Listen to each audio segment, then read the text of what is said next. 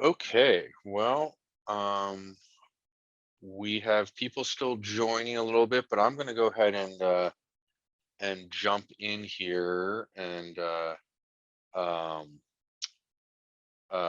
just introduce myself. I'm Alan Chalker. I am one of the co-PIs on the Open On-Demand project, and I have on here we have several of my collaborators who are also on an Open On-Demand project. I'm excited to see both many names that I recognize as well as many names I don't recognize on here. And so I only have a small handful of slides here. And whenever I give a presentation like this or have a session like this, I always like to just first give a few slides that some of you have seen a million times because it's just what the heck is Open On-Demand? Kind of just a little Open On-Demand 1.101 primer. And then I have just a handful of slides that are more talking kind of about the app integration development and status of what we're doing to maybe seed some conversation on there. So like I said, first few slides are gonna be a little boring for some of you, but for others, it'll hopefully really set the stage for the conversation here. So what is Open On-Demand? Well, Open On-Demand is a open source platform that provides a way to provide an interface to remote computing resources. So we all are used to using our cell phones day in, day out, our smartphones to connect to our banks, to connect to just all kinds of resources. And we realized we were in the right place at the right time about 15 years ago that HPC and research computing needed the same thing. And so we've been over the past more than a decade developing and supporting this platform. There's now a huge community around it that really has a lot of really key benefits. I mean, if you're a end user of remote computing resources, you can access from a web browser anywhere, anytime, the resources at your provider. If you're a provider, it allows for a wide range of clients to utilize your resources. It really lowers the barrier to entry. There's not as much of a learning curve. And the net result is that everyone is more efficient and getting use of those resources faster. It's kind of become the de facto standard.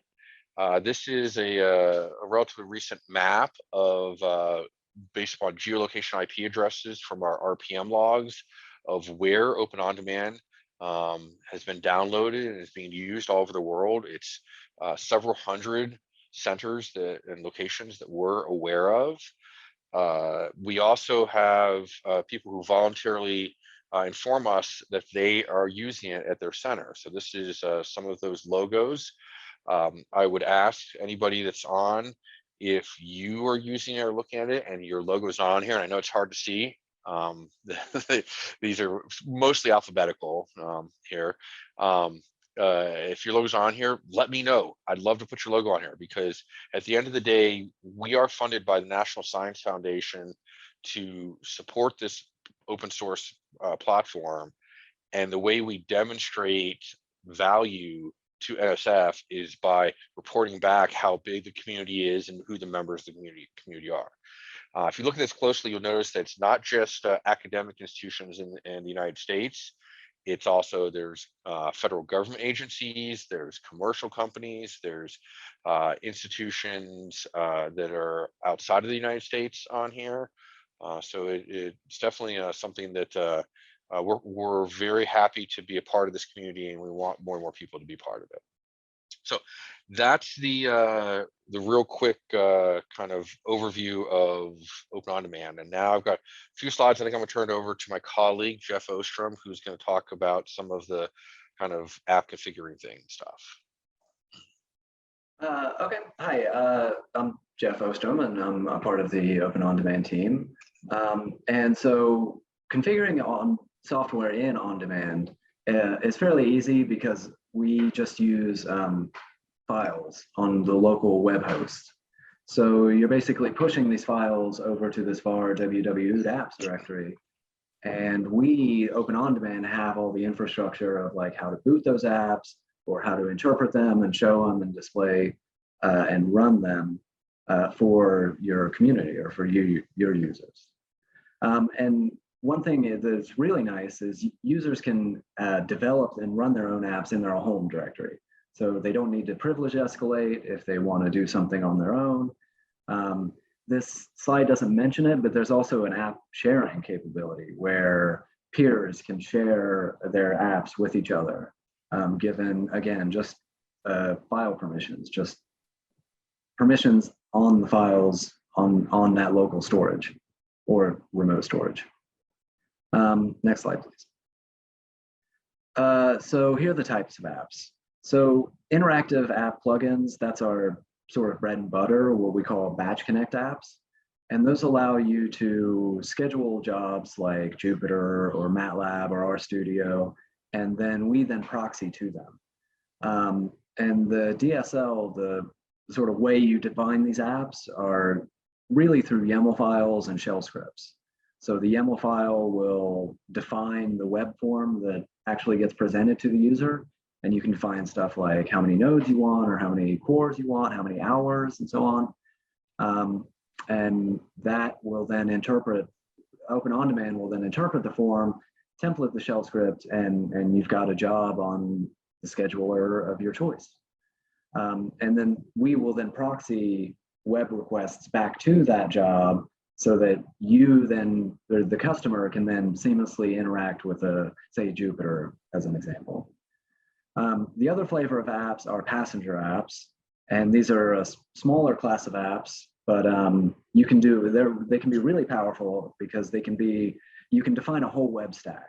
So this is a gateways conference after all, so you can essentially write your own little gateway that Open OnDemand can then manage its start and stop process and authentication and deployment and all that sort of stuff. Next slide, please. So what are the projects in play? What are we working on in the 2.1, which is the next version of Open OnDemand? This is just a slide to sort of highlight what we're currently working on right now. The first one is quick launch apps. So these are apps that are going to be preset with all their values, and they launch with just one click. I was describing a scenario before where you have a form where you can choose a bunch of options. Oh, this is the sort of opposite where you don't have to choose, or you don't get to choose anything, and it just launches. The next one is a job composer alpha. So we are trying to rewrite the job composer to make it a little bit more flexible, a little bit easier to manage and use. So we hope to get that out, not as a full replacement to the job composer, but as something you get folks can play around with and provide feedback to us about. The next one is support more automatic values in batch connect apps. So this is the idea here is we get a lot of discourse topics where people are like, how do I read LMOD files, or how do I dynamically create the form so that queues and partitions are automatically available to the customer. So that's what we're trying to do here. We're trying to support sort of this automatic generation of these apps so that you don't have to go fill out queues on every single app. You don't have to hard code the 5 or 7 queues you have on every single app. We'll just sort of automatically discover stuff about your system, like what modules are available and what queues are available. And then we hope to expand that out to what node sizes are available, so we can start automatically setting cores and stuff like that. The next one is documentation site restructure. So the navigation panel on the documentation site, we're sort of reworking a little bit just to make it more easier to navigate through that site. I think it's gotten a little bit difficult right now. And then the last one is just that RPMs are being produced every day. So we have nightly RPMs being pushed out every day. So if there's a feature you want to see or you want to sort of beta test, get early access to, you're totally welcome to do that. And I'm trying to keep this ticket here, 1780. I'm going to try to keep that up to date with what features are currently in the nightly RPM or what bugs you might hit, because it is a nightly RPM, so there are going to be bugs. And I think that's it for me. The next slide, I think, is find out more. Yep, this is just the final slide that I want to show. Is, of course, anytime you want to find out more, openondemand.org is our website.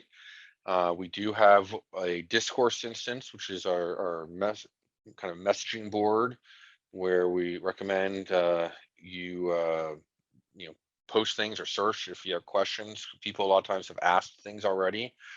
For those of you who have been part of the community for a while, you might have noticed a few weeks ago we rebranded that. It's no longer OSC branded, it's now Open On Demand branded, because we're trying to get that Open On Demand brand out there more.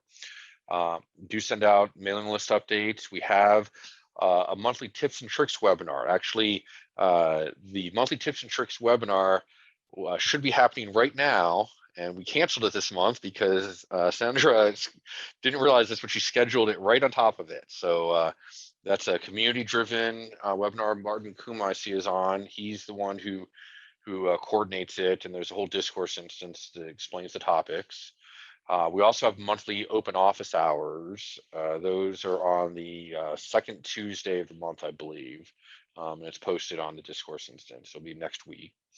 And then please submit a GitHub issue. The final thing I'll mention is we are in the middle of a complete revamp of our website. We've hired some external contractors, website developer expert, website experts that are completely reworking it. So that's a bit of I know a tease there, but it's going to be a very modern, very impressive. I'm super excited about this. The team's excited about it because we're going to have a very different experience on the website than what you see right now. So with that, I didn't want to talk. This is an open forum. I didn't want to talk too much. So questions, comments, things you want to see, just I kind of want to open it up a little bit, either in chat or just unmute yourself, and what do you all want to cover? What do you want to know more about? Don't be shy. Oh, you said the last sentence. No, I really dare to say something. This is Sandra. Try not to be shy. So yeah, one of my questions would be, so I'm sure you have a lot of feedback also from the community. How do you set the priorities? Is it let's say, for example, the size of the community that wants that? Is it a certain area you are interested in? That's a great question. Thanks for asking that, Sandra. And William, I see your hand is raised, so I'll get to you next. This is something that we're struggling with. So if anybody has any really good ideas on it, we've always struggled. I will say, to a certain extent, it's a delicate balance of talking in forums like this and seeing, is there a bit of a groundswell around it? Are there multiple people asking for it? Is it something that's generally aligned with what we were thinking about doing anyways? We tend to think about a quarter out. So for example, we just started a new quarter. We had spent a few weeks previous defining what we were going to do for April, May, and June. Probably sometime in June, we'll be defining what we're doing for July. So there's a cadence there. Gerald, am I missing anything? Or, I mean, any other ways that we kind of decide? You are muted. You're double secret muted somehow. Well, yes, I am. I There do you that go. on purpose so I don't say something I regret. No, you've definitely hit them. We're actually starting to bring our project process, if you will. We're bringing it more in line with some of the other OSC colleagues, and so that's going to help us as well prioritize a little better. So Great, yeah, I don't know if that answered that. That wasn't probably as robust of an answer as you wanted, but I will point out, just to build a little bit upon what Gerald was saying. A lot of this was organic before, and now we have a much more regimented somebody comes to us and say they post something on discourse or they are talking in a forum like this, we make sure to capture that then into the GitHub issues. So they have issues that are captured, then we can kind of prioritize them, we can track them. So at the end of the day, we're trying to adopt a bit of a more rigorous, and that's what he was alluding to, procedure and process around our development efforts. And we're using a lot of the GitHub tools that are in there. Internally, we use a product called Asana for our tracking and tasking. And Gerald's done some great things in terms of syncing stuff back and forth, but the GitHub repo and issues is really our public facing thing. So William, feel free to unmute yourself, and what do you have in mind? Yeah, thank you, Alan. And yes, speaking from my perspective as an app developer, the OSC team has been great in being very helpful as a resource as we get started with that process. And the discourse is an excellent source of information, both from the team and from the community. So thank you for that. I know the topic today is app development and integration. So let me know if I'm going out of scope here, but I had a question about app deployment. So the question basically is like, do you have any best practices, recommended procedures for app deployment? I'll give you a little bit of background of where I'm coming from on that, is that the Open On-Demand documentation has a nice page, especially for deploying Batch Connect apps, that links to a whole bunch of different GitHub repos for existing Batch Connect apps. So it's a great place to get started, to pull that repo, fork that repo, make some changes to the form YAML, whatever you need to do, and then deploy that into our local infrastructure. The problem we've encountered, though, is that we've come up with different ways of deploying the app. Sometimes we need to make a modification to an app that's built into the Open On-Demand package itself, like the dashboard app. So we're just using our configuration management system, which is Puppet, to just shove a bunch of files over what was deployed as an RPM, which isn't great, especially when it's different files and different servers. It gets a little messy. In the case where it's an entire app that needs to be deployed from nothing, we'll fork that repo, we'll make the changes in our local GitLab, and then we'll either use a Puppet provider that'll pull down the repo, or we'll package up repo artifacts in a tar gzip and deploy that. But our operations manager is saying, well, we really don't like the idea of just deploying from a repo, because the repo can change over time. When you remove it from the manifest, it doesn't remove it from the file system. It doesn't get managed like a package. So our operations manager is saying, we'd really like Open On-Demand apps to be managed as a package, more like the Open On-Demand core itself is. So do you have any recommendations for deploying apps, especially Batch Connect apps, more like packages, versioning them, making sure they get added and removed correctly? And then on top of that, also, how would you recommend modifying the apps that come packaged with the Open On-Demand core? That is a great question and observation. You can see we're all smirking and shaking our heads, and I'm going to let one of my colleagues decide who's going to respond, because I'm not going to respond to it. Yeah, so first, app deployment. So if you're a Puppet shop, I'm going to make this ticket with our Puppet module. So in Ansible, you could say check out version, like some tag version of this repo. And so I want Jupyter 3.3, that tag version of 3.3, and Ansible will make sure that it's at that version, at that commit, at that tag. So I think that's one way to do it. But then the other way is how we do it, and how our Open On-Demand Puppet module, how that works, is through RPMs. So you have an app, you forked it, or you have control of an app repository. You could build RPMs. That's what we do. We actually build RPMs and then promote them through our system, even though they're 3 or 4 files, a couple of YAML files, and a couple shell scripts. Yeah, we build our Batch Connect apps in RPMs. And to be clear, when Jeff's saying he's talking about OSC's production dev test deployments. That's right. I'm talking On-demand. about open, yeah. I'm talking about Ohio Supercomputer Center's installation of Open On Demand. Yeah. And then the second question about modifying our files. Well, I think you have automation, so that's working well for you. But yeah, as you say, it could get messy. There's a lot you can do in initializers. If you need to like redefine behavior, and those can go in the etc ood config directory, so that those initializers can change behavior, and they exist in the etc directory, so they don't get overwritten. The Ruby on Rails' initializers, that they have a lot of power in terms of redefining behavior. Great. That's not something we thought of, so I'm going to look into that. Any of my other colleagues or anybody else from the community have any suggestions on how they do this?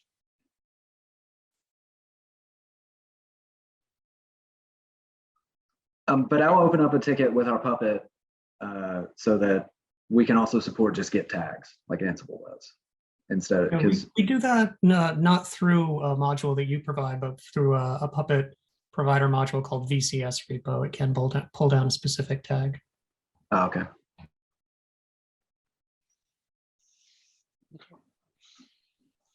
Hopefully that gives you a little bit helpful, some suggestions, William. Thank you. Yes. Great. Other questions, comments, suggestions from anybody? And I know we went really technical there, so it doesn't have to be really, really technical. So, William's been to many of the other sessions, so he's well down the open on-demand, path of using it.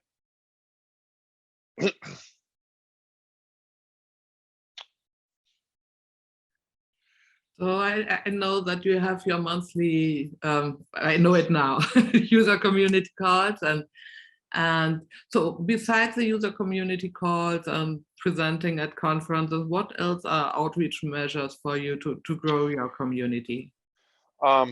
Great question. So, and we're always looking for ideas and suggestions people have. First off, we're relatively active on social media. So one of my colleagues here, I'm going to put him on the spot. Chase, do you want to talk a little bit about some of the social media stuff and your approach to that with Open On Demand? You might not be ready. You might not be paying attention. Oh, he was on earlier, but okay. So we'll see if he comes back. So there's social media, particularly Twitter, in terms of we're trying to retweet when somebody tags us. We had the most amazing thing happen just the other day. It was about a week ago. Somebody randomly tweeted us on just at Open On Demand, and it was some famous digital artist who was doing an hour-long webinar thing about how they create digital art using Jupyter, programmatic digital art in Jupyter, accessed via Open On Demand. And we're like, who knew that was a thing? But so cool. So cool. So we've got stuff like that.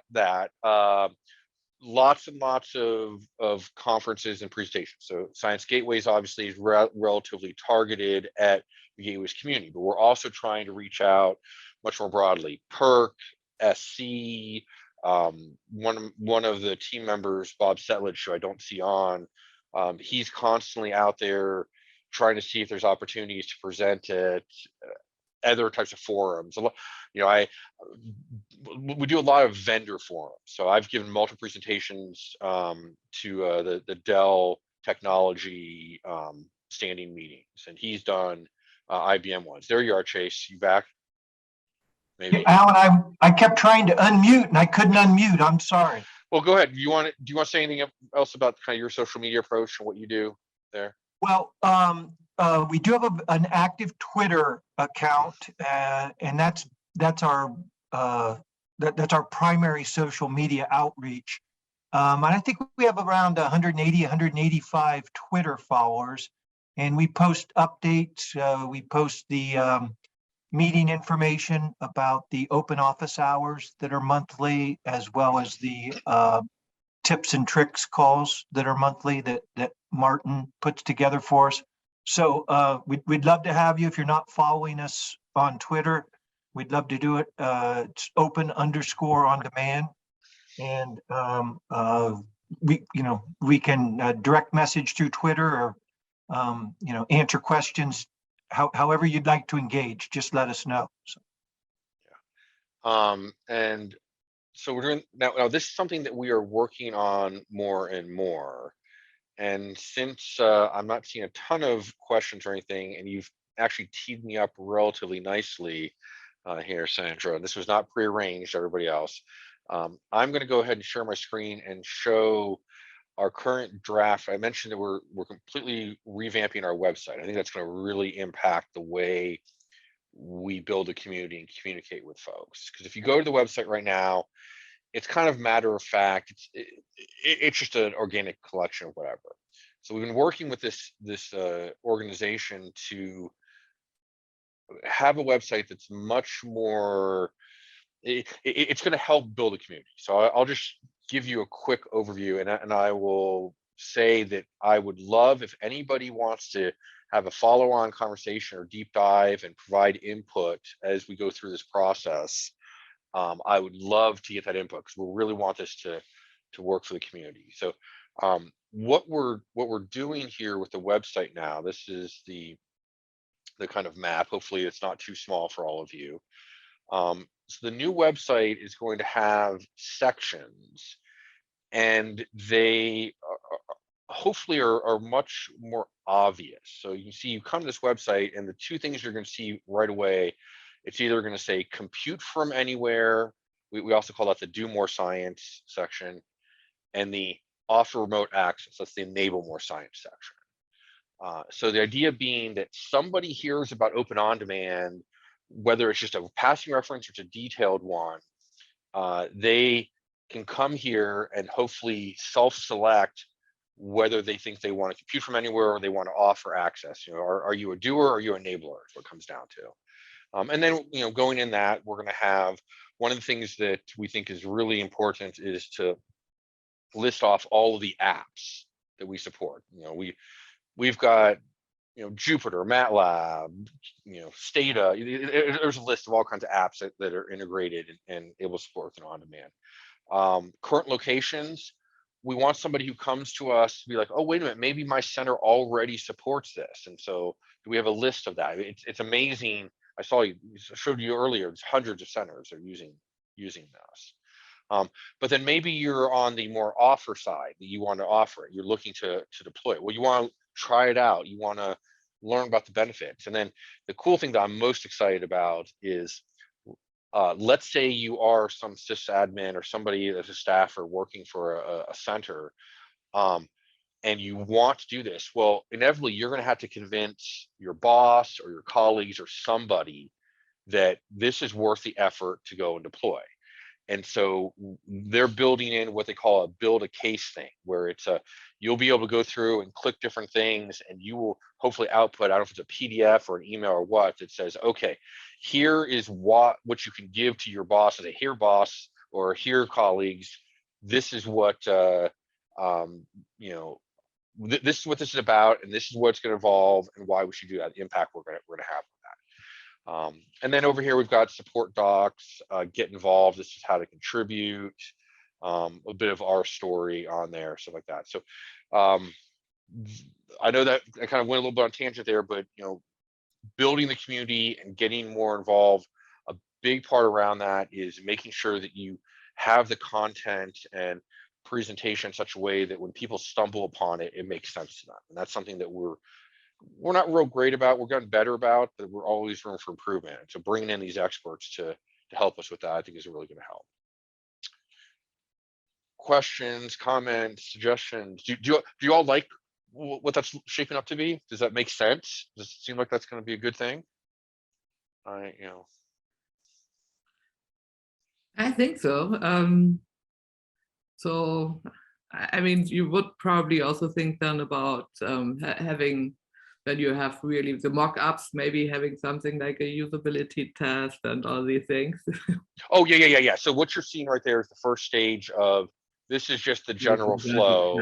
Where they're working on literally the meeting this morning. I've the only one so far has got a sneak peek at the wireframe models of how does that translate into the actual, it's gonna be cool. It's gonna be, you know, modern web, yeah, it'll be very, very, very cool. So You have a Yeah. comment in the chat? Yeah, so William, exactly, organizing kind of by the audience. Yep, good comment there. Gerald, you were trying to say something? I was just gonna say, if we have any open time with no questions, I'd like to interject something, if you don't mind. Please, go ahead. Yeah, sure. Thanks. So one thing that we are focusing on this year is we know there's a lot to do with Open On Demand, and we know there's a lot of folks out there who use Open On Demand, but we also want to get folks involved in helping develop Open On Demand to make it better with us. So one thing that we're doing to try to help that and to build those that contributor number is we're building an onboarding for contributors, those who want to help develop Open On Demand and design Open On Demand. You know, everyone's creating their science applications, and that's great, obviously that's great, but we're also looking for some help in actually building the platform and making it better. So if there's anyone out there, you know, who's interested in contributing code wise, let us know, reach out to us. Like I say, we're working on creating that onboarding process, you know, so we can bring contributors, give them the right access that they need and what have you to help us develop this thing. So thanks. So and maybe Linda already wanted to say that, but so maybe how is about to have an intern, an SGCI intern contributing? So so I'll tell you one of the things that we are actively doing, and I'll have to think about whether we can do this, because Linda, as you know, there's always complications for us bringing in non-OSU students, but we can think through. So we have we just recently brought on, because students graduate, right? So we have actually, and I think both of them, I saw them both on here. Yes, both of them are actually, we have two relatively new student software developers that are getting up to speed, helping with some of the behind the scenes technical stuff. We also are looking for and trying to hire two additional students that I'm calling them technical admins, and they are not going to get their hands dirty in the code, but they're going to do stuff with like the documentation, with the helping with some of the maybe outreach or identifying communities to reach out to. So they need to have some technical knowledge there, but it's more, you know, we're thinking this is going to be somebody more maybe like a technical journalism student or somebody like that, who can really, you know, tackle some of these things that we've been talking about here in terms of the community, and how do you get people to maybe contribute more? How do you convey information the right way? How do you best respond to all the stuff? And you know, and maybe that is an intern, an SGCI intern there. I don't know. That's good to hear. Yeah. Thank Yeah. you. So yeah. I have a quick question. Sure, Al. Hi. Hey, so you guys at U of I, don't you have access to the resources from NCSA? Who specifically are you referring to at U of I? Because we're not U of I. No. I'm talking about like I guess it was Linda and the other. Well, Linda's not person? U of I. Okay. I don't know. I don't know if there's somebody on here from U of I. But Well, I mean, because the Zoom meeting was for Illinois.edu or something like that. Oh. So that's why I You was wanna thinking explain that that, maybe that was Sandra? U of I. Yeah, so that is for the conference. So I used my University of Illinois account to set up a lot of the sessions for this conference. And we have the second set of sessions were set up with the San Diego Zoom session. So this is more where we as chairs and organizers and for the logistics are sitting. So it's we are collaborating with a lot of people in the space, but this is not related. Yeah. Okay, I'm sorry, my mistake. No, that's okay, Al. I will point out that my understanding is NCSA does have on-demand on at least one of their systems. I can't remember which one it is. They have several systems, obviously. It's not Blue Waters, but I can't. They do use on-demand a little bit. Yeah, Blue Waters got decommissioned. I think they're onto something else now. Yeah. And I will also tease you all by saying, pay attention on Friday, April 23rd, because there's going to be a big announcement from NSF that Open On Demand has a small part in. So I can't say anything more because we're under embargo, but just there will be, I promise you, on Friday, April 23rd, if you have paid any attention to any of the trade press around, research computing, this will make the news. And when you see it, you just know that Open On Demand has a small part of it. Any other, we only have a few minutes left in the session. So this is an open forum, whatever on-demand related stuff anybody wants to ask or suggest. Great to hear. So one question I would have maybe like having something like this open forum where people, where you get, at the beginning to present, oh, this is, our solution, this is what we are working on. So is that something people are interested in? Was it interesting? Was it, Alan, did you like it to do something like that? Is it something we should continue? Absolutely. I think this is important for not just our project, for the community in general to have these regular type things. I mean, like I said, we have our standing webinars that Martin coordinates, and I mean, Martin, we get 50 to 70 attendees regularly at those things. So that is very cool. And you have a question in the chat. Yes, great question, Christopher. What I would suggest actually is we have, and if it's linked to on our website, and if one of my colleagues can real quick find a link and drop it, we regularly do a tutorial called the HPC Toolset tutorial, and it involves yes, thank you, Al. It involves Open On Demand, XDMod, and ColdFront, and it's all Docker containers. It just gets you some experience with configuring and seeing the interplay between them. I think that is a great starting point for any student that wants to learn a little bit more about kind of not the low level aspects of Linux system administration, but more the high level, some of these higher level things that sit on top and interplay. So, and hopefully one of my colleagues is trying to find, there you go. Thank you, Jeff. And that is linked to, you can find that on our Open On Air website as well, but that's the direct link that he just put in there. Or maybe not. Is that Jeff, are you sure that's the HPC toolset link? No, that's not. That's our Okay. GitHub. So our GitHub, I try to keep good first issue, like that label active. Okay. So folks can search. Yeah, thank you, Travis. But even Open On Demand has its own container. It's self-contained. So the HPC toolset is the whole thing with Slurm and everything else. Yeah. But if you play around with that gets you understand the interplay between resource schedulers and identity management and all that stuff at a very high level.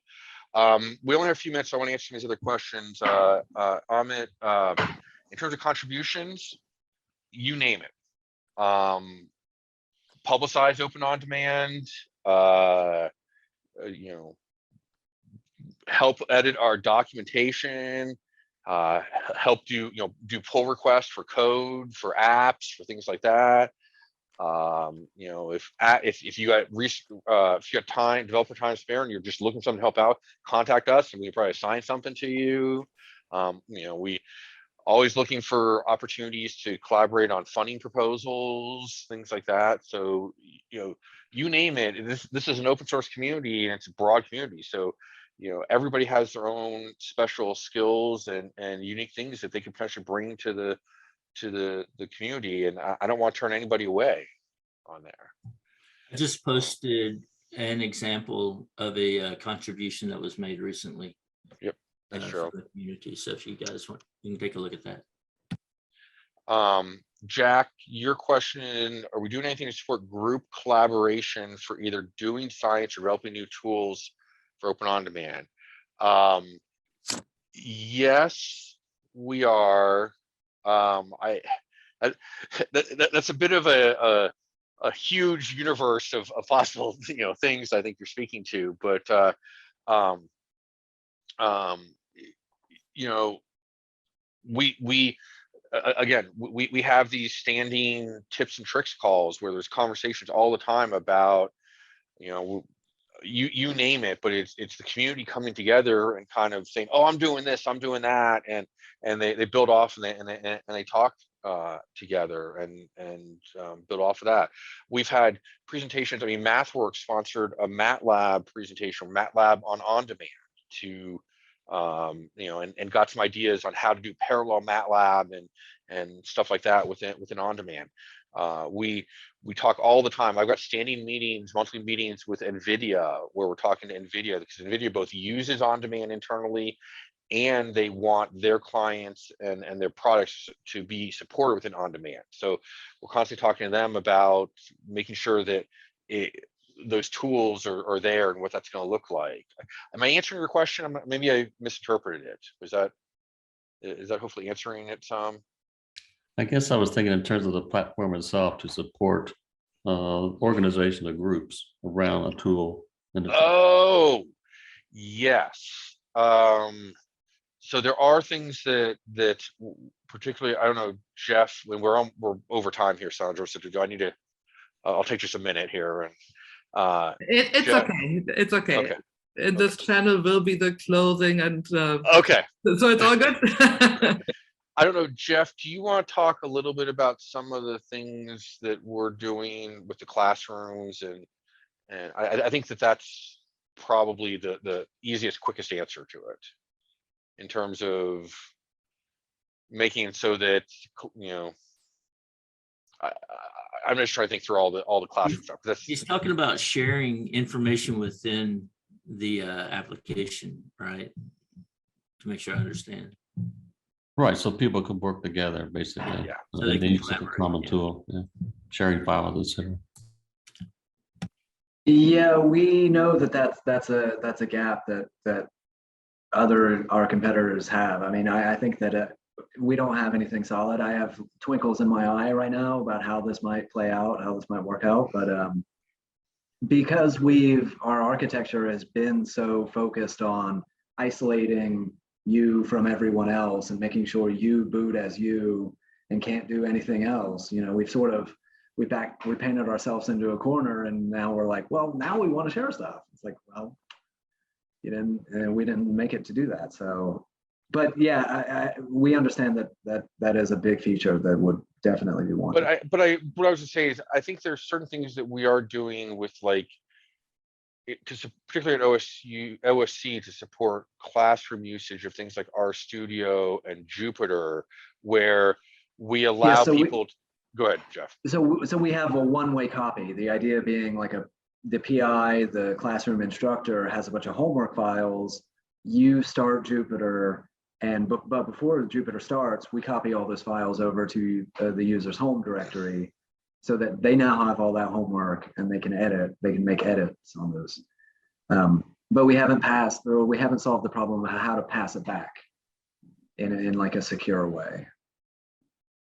Okay, can I encourage you to stay now Yep. for the closing? So thank you very much for the really interesting open forum and the nice lively discussions. And if people still would like to continue to discuss, there's, for example, Gather Town. You can discuss at the beach. So thank you very much, everyone. So this is, the closing session of Mini Gateways 2022. So the idea was, after we got the feedback at 2021, that there is a need for a more regular virtual event, that it would be a nice addition to the face-to-face one. And maybe not once a year, but that we have done 2 events a year. And of course, we know that also challenges, of course, to have 2 events, like for the contributions, how to organize that, also the work on all the submitters, the community, to have something additional. So this was the try to say, okay, we make it only with really small abstracts, that it's not too much work, that it's still a good exchange. It will be still, the abstracts will be published in Zenodo. You can point to it. We will have the videos, that it's a really community space with short talks, tutorials, with discussions like open forum. So that was the idea. And also, if you were early enough and signed up for the surprise, so you got some parsley seeds. And so we would encourage you for the Gateways conference in October, from 18 to 20 in October in San Diego, to document growing your parsley seeds and the community, and then to be part of the photo contest then. And the deadlines for submission, so the conference in October is planned also with a special issue and proceedings, and also additional program topics, and face-to-face 3 days San Diego in a very exciting, different venue, which looks a little bit like the Gather Town venue, with olive trees in the building. Of course, not exactly. And the beach, you have to walk a little bit longer, but it's San Diego, there's beach. So and with that, I would like to open it for feedback. How did you like this format? It was on purpose really not many tracks in parallel, shorter talks, and any feedback is really welcome. And I sent also an email around. It would be great. I will put also the URL here. It takes only 2 minutes to fill out the feedback, also in a survey. That would be cool. And I open it now to everyone. Any tips, hints, maybe to change something? Is 2 events too many per year? Well, I just want to say, thank you, Sandra. I know that there's a lot of work for you to pull this together, and you've got your day job. So appreciate all the effort that you put in on this. Thank you very much. And it's also the PC members, a lot of people, also like Alan, he's on the PC, and my colleagues at SGCI, and Cindy Wong with all the logistics this week, and other colleagues did jump in, and it's really great. So I see, Christopher, you have your hand up. Yes, I was just thinking that I'm glad to be a part of this. I probably wouldn't have had the opportunity, given that, if it was in person, so virtual, this opportunity was really pleasant for me. And I appreciate being here. Great, thank you.